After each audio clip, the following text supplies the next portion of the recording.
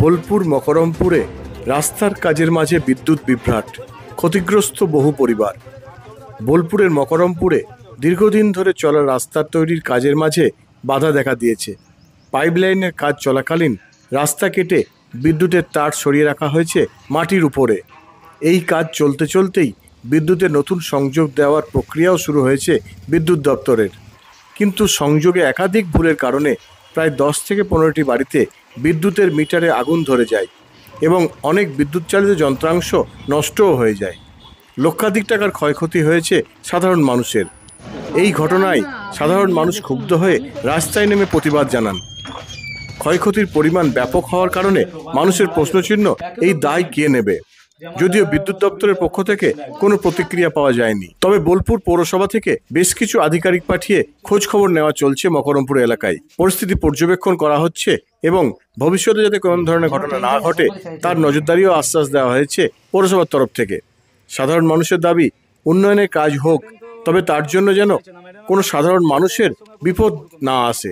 এটা শুধুই দুর্ঘটনা না গাফিলতির ফল, তা নিয়ে প্রশ্ন উঠতে শুরু করেছে এলাকায়।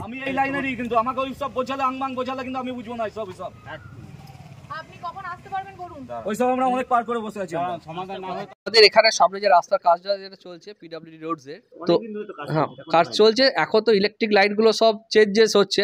এবার ওটা ওদেরই তাড়াতাড়ির জন্য হোক বা যাই কারণে হোক, ওরা দুটো ফ্রেজে একসঙ্গে লাইন চার্জ করে, যার ফলে আমি ছাড়াও আমার পার্শ্ববর্তী যে বাড়িগুলো আছে সেই বাড়িগুলোতেও অনেকজনের লাইট, টিভি, এমনকি ফ্রিজ, এসি সব কিছুই মানে ড্যামেজ হয়েছে। ঠিক আছে, এবার এইগুলো একটা হিউজ খরচার একটা ব্যাপার তো এখানে জড়িত থাকছি, প্লাস হঠাৎ করে পুরো জিনিসটা ড্যামেজ হয়ে গেল। আমার যেমন মোটর চলছিল না, 2 দিন ঘরে জল ছিল না। ঠিক আছে, তো এসিডিএসএলকে এরপরে জানানো হয়েছিল, তো ওরা এসে রিসলভ করেছে, কিন্তু আমাদের ঘরে জিনিসপত্রগুলো যে ড্যামেজ হলো ওই কারণে সেটার কোনো উত্তর তারা পরিষ্কারভাবে দেয়নি। হ্যাঁ, এটা অনেক বড় ঘটনা। একটা ঘরে আমার বাড়িতে প্রায় দেখতে গেলে 2 লাখের উপর খরচা, সমস্ত জিনিস যা নষ্ট হয়েছে। ঠিক আছে, এবার এই খরচাটা আমরা তো ক্লেম করেছি, কিন্তু সেটা তো ভার্বালি, আমাদেরকে রাইটিংয়ে আমাদেরকে সেটা দিতে হবে, জানাতে হবে, সেটা যতটা জানানো যায়। হ্যাঁ, যথেষ্টই। আমার বাড়িতে আমার মিসেস প্রেগনেন্ট, একটা রাত লাইন ছিল না। ঠিক আছে, হঠাৎ করে এরকম সমস্যা যদি হয়ে যায়, সিচুয়েশানটা তো মারাত্মক সিচুয়েশান ছিল। আমি তো 2 দিন না বেরোতে পেরেছি, না অন্য কোনো কাজ করতে পেরেছি। হ্যাঁ, এখন কাজ বন্ধ আছে। যে কাজগুলো করছে, আমরা জলের পাইপ বসাচ্ছে, তো ওরা কোনো শাটডাউন কিছু নামাচ্ছে না। আর আমাদের মিটার তখন কি অবস্থা, পুড়ে আগুন লেগে পুড়ে যেতে কী হতো বলুন তাহলে? ওদেরকে বলছে তখন ক্যারি করছে না। কালকে একজন ম্যাডাম এসেছিলেন, বললেন আজকে আসবে, এখনো পর্যন্ত পাত্তা নেই। এবার আমাদের ঘরে আগুনে যাওয়া সে দায়িত্ব কে নেবে বলুন? কাল পরশু তো আপনার এরকম সময় ঘটনা ঘটেছে, এই 11টা সাড়ে 11টার ঘটনা ঘটেছে। আতঙ্কিত তো হবোই, তাই এরকম ঘটনা আতঙ্কিত হবে না বলুন?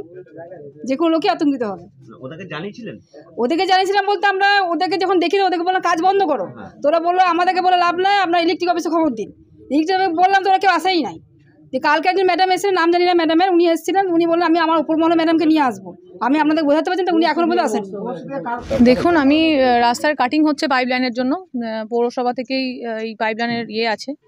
এবার পাইপলাইন কাটিং করছে, এই টাইমে আমাদের এসিডিসিএল অফিসেও বলা আছে যে শাটডাউন রাখার, আর ওনাদের 1 বা 2 স্টাফ যেন সঙ্গে সঙ্গে থাকে, যে যাতে কাটিং হওয়ার সময় দেখে যে কোনটা কাটিং হচ্ছে, বা পরবর্তীকালে যেগুলো কানেকশন আবার নতুন করে হচ্ছে, কারণ এই পাশে তো অনেকই বাড়ি আছে, সেই বাড়িগুলোকে যেন কানেকশনগুলো আবার পেয়ে যায়। সেই অবস্থায় হয়তো পুড়ে গেছে, কাটিংয়ের টাইমেই হোক বা জয়েন করার টাইমেই হোক, যেরকম দেখলাম টোটাল মিটার বক্স থেকে সবই ওনার বাড়ির সবই পুড়ে গেছে।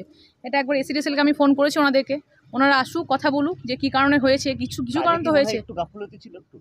এবার এসিডিএসএল এর এই ইলেকট্রিকের ব্যাপারটা তো আমি বুঝতে পারছি না। ধরুন, আমি তো এই ডিপার্টমেন্টের সঙ্গে যুক্ত নয়, আমি পিডব্লিউডি থেকে এসেছি।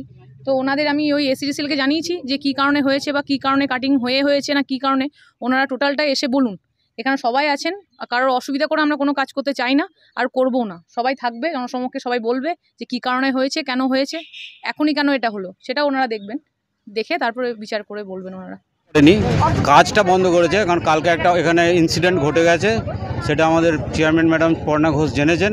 উনি আমাকে পাঠালেন যে ব্যাপারটা কী হয়েছে দেখতে এবং যথোপযুক্ত ব্যবস্থা নিতে, যাতে জল পরিষেবাটা ঠিক থাকে এবং কারেন্ট পায়, যাকে যা বলার দরকার, যা করণীয় দরকার পৌরসভার পক্ষ থেকে পুরোটা করার জন্য নির্দেশ দিয়ে আমাকে এখানে পাঠিয়েছেন।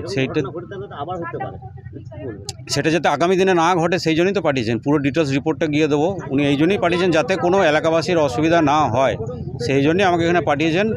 আমি ওই জল দপ্তরের এসেই অরূপ, সেই জন্য বলে পুরো ব্যাপারটা দেখে যাতে কোনো অসুবিধা না হয়, জল আলো যাদের সঙ্গে যে দপ্তরের সঙ্গে যা দরকার হবে কথা বলে যা করতে হবে সেগুলো করে আমরা ব্যবস্থা নিচ্ছি এবং উনিও এটার জন্য খুব উদ্বিগ্ন।